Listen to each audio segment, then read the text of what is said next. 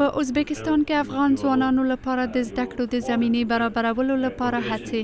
افغانستان څخه یوې ښوونیزې شبکې د اوزبیکستان ترمذ پوهنتون له مسؤلینو سره خبرې کړې دي ترڅو په دغه پوهنتون کې افغان زده کړیالانو لپاره د لیسانس او ماسټرۍ تر کچې د زده کړو زمینه برابره کړي. مسؤلین وایي له اوزبیکستاني لوري سره پر دغه موضوع یو هوکړه لیک لاسلیک شوی دی او پربنسټ متقاضیان کولای شي د طب، اقتصاد او د ژبې په څانګو کې په حضوري او غیر حضوري توګه زده کړو ته دوام ورکړي. خواستیم از فرصت‌هایی که دو دولت مهیا ساخته بتونیم ما استفاده بکنیم، البته در بخش‌های تحصیلی و تعلیمی و عزیزا و هموطنای ما که فرصت خوب برشان مساعد نمیشه که تحصیلات عالی خود بگیرند در داخل کشور.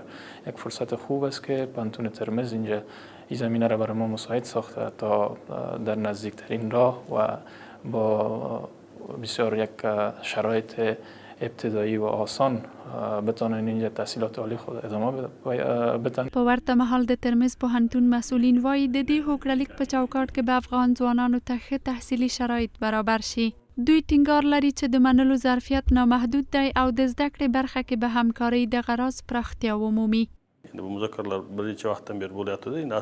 اصلي موخه زده کړې او تحصیل په ساحه کې د اړیکو پراختیا ده. د دې همکاریو په چوکاټ کې د تحصیلي برنامو او د افغان زده کړیالانو د حضور زمینه برابرو.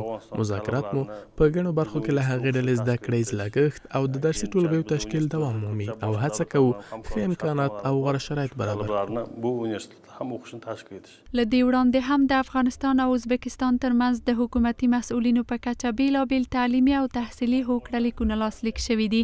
د ترمذ پوهنتون اوس مهال 25,000 زده کړیالان لري او د مسؤلینو په خبره کولای شي تر 4,000 نور زده کړیالان هم جذب کړي.